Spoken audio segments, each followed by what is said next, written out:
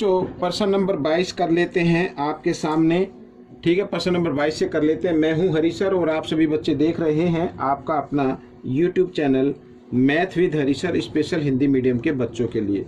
तो बच्चों आपको क्या करना है, आपको वीडियो को पूरा देखना है, स्किप नहीं करना है और देखकर सीखना है कि इनको कैसे हल किया जाता है और अच्छी रैंक लेके आनी है। ठीक है, आइए करना शुरू करते हैं प्रश्न नंबर 22 से। ठीक है, मैंने यहाँ पर पिक्चर बना के रखी हुई है और देखो क्या कहता है।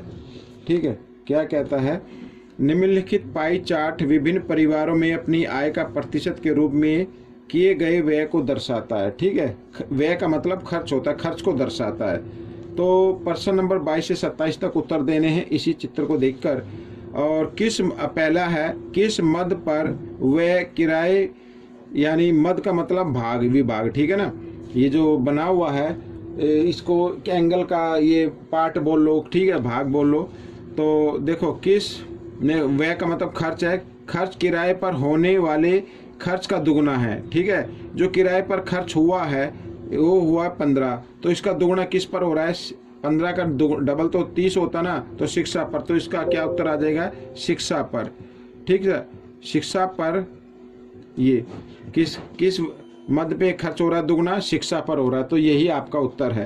अब प्रश्न नंबर 23 क्या कहता है, देखो किस मद में सबसे कम खर्च हुआ।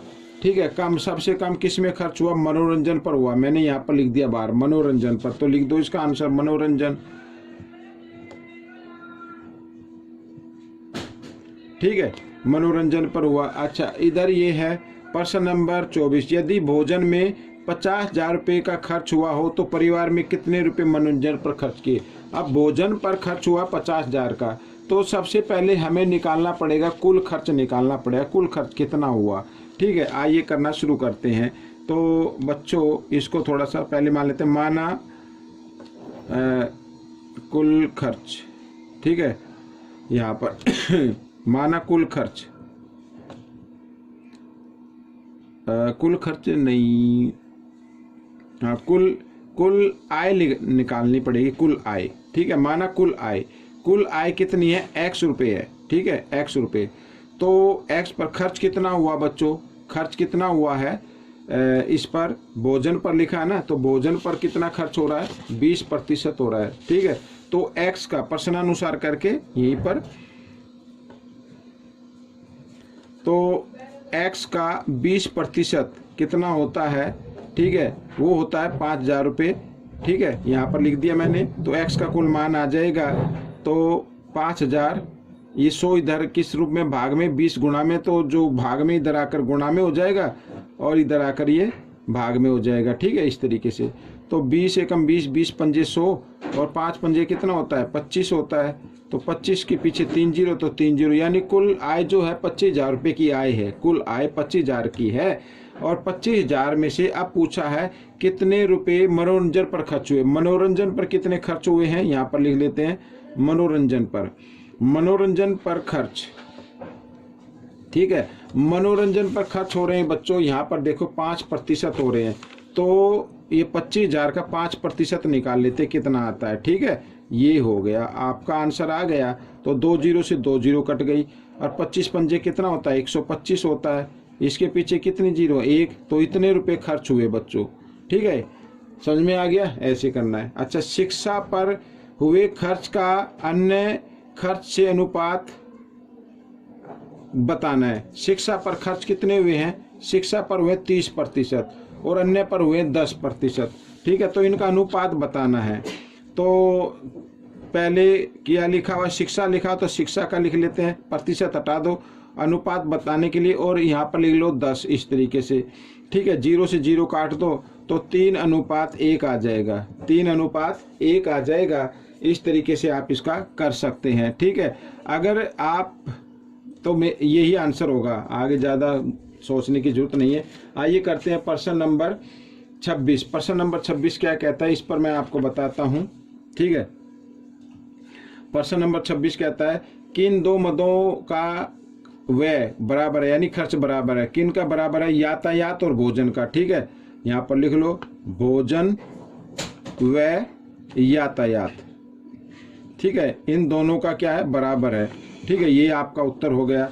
अच्छा, आगे कहता है यदि मकान किराए में, ठीक है, 45 रुपये का खर्च हुआ तो शिक्षा और यात्रा पर खर्च का अंतर बताना है। तो फिर वही करना है आपको। ठीक है, कुल आय निकाल लो, माना कुल आय, माना कुल आय, कुल आय कितनी है x। ठीक है, और मकान किराए पर 45 रुपये का खर्च दिया हुआ, तो किराए पर खर्च कितना है, ये रहा 15%। ठीक है, तो प्रश्नानुसार करना है, प्रश्नानुसार। ठीक है, तो x का 15% निकालना है आपको इस तरीके से, बराबर कितना होता है, 4500 होता है। ठीक है, तो x का मान निकालना है 4500, और 100 इधर भाग में, इधर आकर गुणा में आ गया, और 15 इधर गुणा में है तो इधर आकर भाग में आ जाएगा। 15 से काट देते हैं इसको, 15 एकम 15, 15 तिये 45, 300 आ गया। ठीक है, 3 एकम 3। ठीक है, 2 जीरो इधर है, 2 जीरो इधर है, 4 जीरो हो गई, तो 30,000 रुपये, यानी कुल आय 30,000 बनती है। तो अब बताना शिक्षा और यात्रा पर खर्च का अंतर बताना है। तो इधर लिख लेते हैं शिक्षा पर खर्च।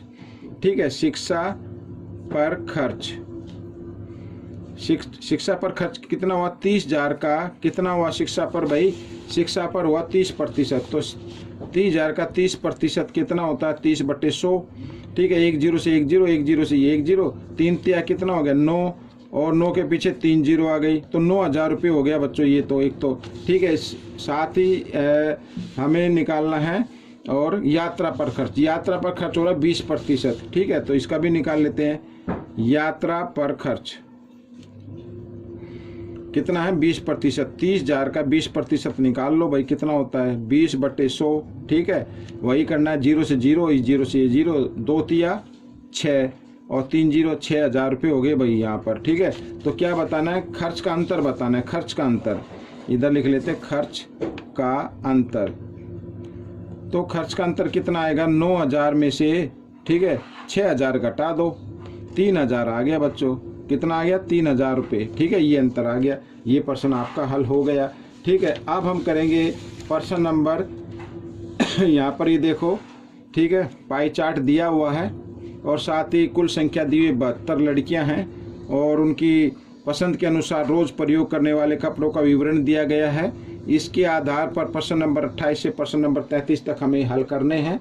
ठीक है ना, तो सबसे पहला प्रश्न क्या कहता है, कितनी लड़कियां लेगिंग्स पहनना पसंद करती हैं, लेगिंग पहनना पसंद करती हैं भाई, ये हमें इसमें नंबर बताना है। ये क्या दिया हुआ है, ये एंगल दिया हुआ है, कोण दिया हुआ है 80 डिग्री का। ठीक है, तो संख्या बतानी है। तो संख्या कैसे निकलेगी, तो इस 80% को ना आपको, ये सर्कल बनता है 360 डिग्री पे, तो इसको भाग दे देना है 360 से, और साथ में गुणा कर देना है कितने से, 72 लड़कियों से। तो लड़कियों की संख्या आ जाएगी, लेगिंग्स कितना पहनना पसंद करते हैं, यानी कितनी लड़कियां होती है। तो बच्चों 0 से 0 कट गया, 36 से कम 36, 36 दूनी 72, 8 दूनी 16, 16 लड़कियां बच्चों लेगिंग्स पहनना पसंद करती हैं। ठीक है, आइए करते हैं आगे। कितनी लड़कियां सलवार सूट पहनना पसंद करती हैं। अब सलवार सूट का जो कोण बना हुआ है ये 90 डिग्री है बच्चों, इधर ये 90 डिग्री का है। ठीक है, तो 90/360 ये आपको करना है। ठीक है भाई, सर्कल ये जो बनता है ना 360 पे बनता है, तो कुल यहाँ पर बटे में 360 आएगा, और सलवार सूट का जो कोण बना 90 डिग्री आएगा, और क्या कर देना, गुणा 72 से गुणा कर देना है। तो 0 से 0, ठीक है, 36 से कम 36, 36 दूनी 72, 9 दूनी 18, तो 18 लड़कियां बच्चों क्या सलवार सूट पहनना पसंद करती हैं। ठीक है, 18 लड़कियां सलवार सूट पहनना पसंद करती हैं। आइए करते हैं आगे। प्रश्न नंबर 30 क्या कहता है, चित्र यही रखते हैं। अच्छा, लिखा है कितनी लड़कियां लॉन्ग स्कर्ट और शॉर्ट स्कर्ट पहनना पसंद करती है। अब ये अलग अलग निकालना पड़ेगा। ठीक है, शॉर्ट स्कर्ट ये रहा 30%, और सॉरी 30 डिग्री का है, और क्या है लॉन्ग का ये रहा। ठीक है, लॉन्ग स्कर्ट का ये 20। तो पहले उसका निकाल लेते हैं लॉन्ग। ठीक है, लॉन्ग्स का निकाल लेते हैं, लॉन्ग स्कर्ट। ठीक है, तो लॉन्ग स्कर्ट का जो कोण बन रहा है वो है 20 डिग्री का, तो 20 डिग्री ऊपर आएगा और 360 डिग्री नीचे आएगा। ठीक है, और गुणा कर देना है किससे, 72 से। तो यहाँ पर बच्चों 0 से 0 काट दी, 36 से कम 36, 36 दूनी 72, 2 दूनी चार लड़कियां पसंद करती है लॉन्ग स्कर्ट पहनना, ठीक है। शॉर्ट स्कर्ट का इधर निकाल लेते हैं, ठीक है, इस तरीके से। तो इसका जो कोण बन रहा है वो 30 डिग्री का है और बट्टे में 360 डिग्री करना है आपको और गुना कर देना है किससे, 72 से, ठीक है। 0 से 0 कट गया, 36 से कम 36, 36 दूनी 72, तो 3 दूनी 6 आ गया बच्चों। 6 लड़कियां शॉर्ट स्कर्ट पहनना पसंद करती हैं 72 में से।